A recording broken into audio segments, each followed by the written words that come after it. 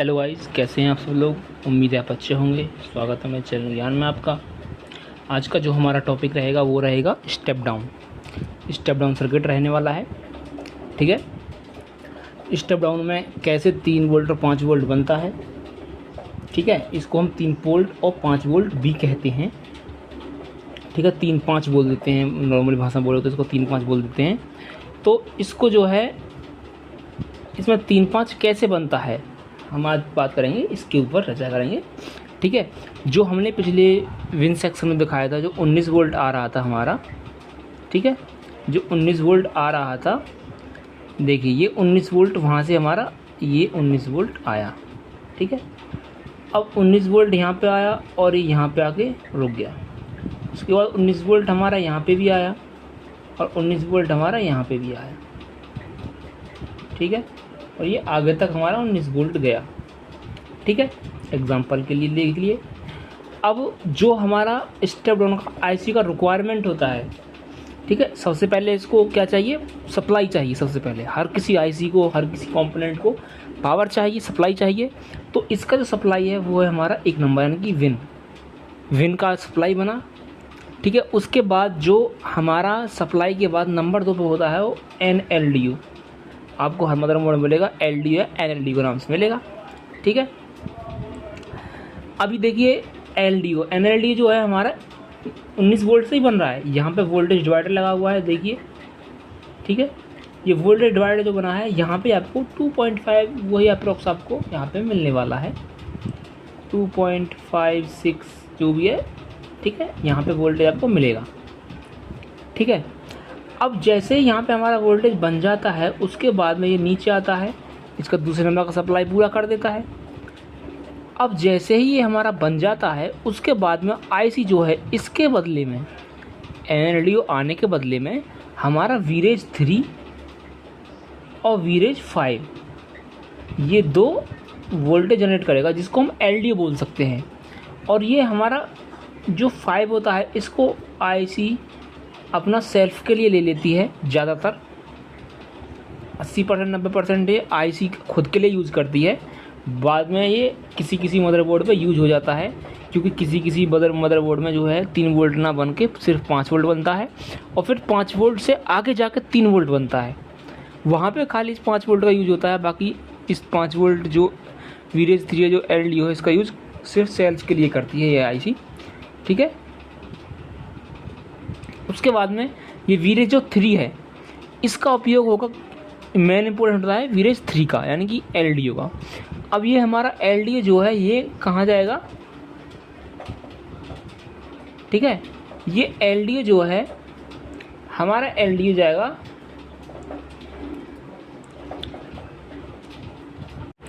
ये जो हमारा LDO है, ये जाएगा हमारा सीधा कहाँ पे, IO पे। कहाँ जाएगा, मान लीजिए मैं आपको बना के दिखाता हूँ एक छोटा सा एग्जांपल के। ये है IO। ठीक है, ये है हमारा IO। ठीक है, अब जो हमारा ये गया, यहाँ से क्या गया, LDO 3 वोल्टेज। ठीक है, जिसको हम वीरेज 3 बोल रहे हैं। ये यहाँ पे जाने के बाद में इसका सप्लाई पिन है, यानी कि इस पर सप्लाई बनाएगा ये वोल्टेज। ठीक है, जब ये इस पर सप्लाई बनाएगा तो ये इसके बदले में इनेबल देगा। ठीक है, जब इसका IO का रिक्वायरमेंट मैं आपको बताऊंगा, तो अभी के लिए हम बता देते हैं आपको। जब ये इस पर सप्लाई बनाएगा, इसकी जो और रिक्वायरमेंट है वो पूरी होंगी। ठीक है, उसके बाद में ये इसके लिए जो है, ये निकालेगा इसका इनेबल। क्या निकालेगा, ये इनेबल निकालेगा, जो कि ये इनेबल आपका ये रहा। जब ये इसका इनेबल इस पर आ जाएगा, IO इसके बदले में वीरेज 3 के बदले में इनेबल देगा, जो कि 3 वोल्ट और 5 वोल्ट की आईसी पर आ जाएगा। अब ये 3 वोल्ट 5 वोल्ट की आईसी पर आने के बाद में जो है हमारा, ये इतना प्रोसेस इतना फास्ट होता है कि आप जो है DSO से पकड़ सकते हैं। ठीक है, अब देखिए इनेबल आ गया, उसके बाद में प्रोसेस चालू होता है।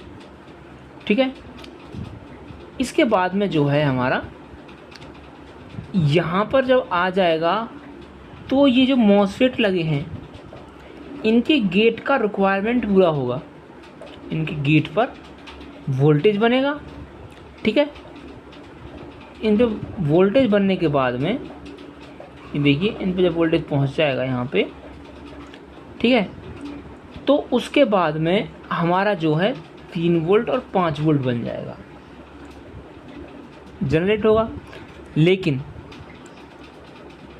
ये पहले ये बनेगा, उसके बाद ये बनेगा, लेकिन इतना फास्ट होगा, इतना स्विच जैसे कि चटकनी जल्दी जल्दी ऑन ऑफ करते हैं, उसी हिसाब से ऑन ऑफ होते रहते हैं। यानी कि अगर ये ऑन होगा तो ये ऑफ हो जाएगा, ये ऑफ हो जाएगा तो ये ऑन हो जाएगा, उस हिसाब से ये दोनों वर्क करते हैं एक स्विच की तरह।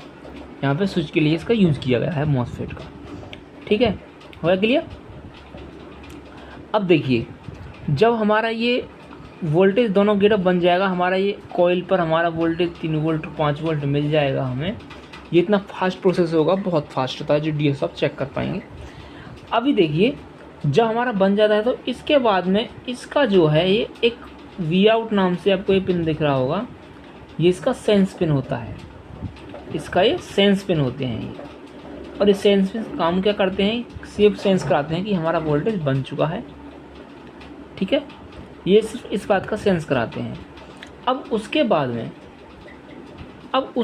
में जब ये सेंस करा देते हैं तो इसी से हमारा ये फीडबैक पिन जुड़ा है, और फीडबैक हमेशा वोल्टेज डिवाइडर के थ्रू ही बनेगा।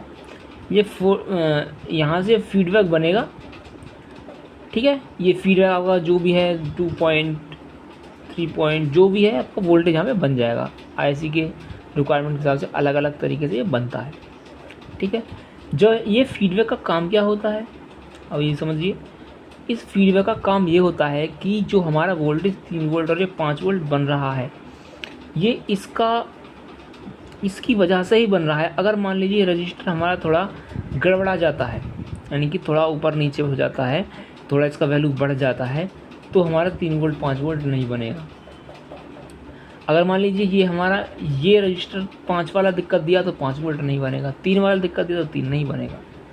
ये मेन इंपॉर्टेंट बात है, ध्यान रखना हमेशा। कभी देख लीजिए, अगर 3 वोल्ट 5 वोल्ट नहीं बन रहा है किसी एक में से, तो एक बार इस रजिस्टर को चेक कर लें, कहीं इसका वैल्यू बढ़ तो नहीं गया है, जितनी वैल्यू का ये है उतनी वैल्यू का है या बढ़ गया है, ठीक है।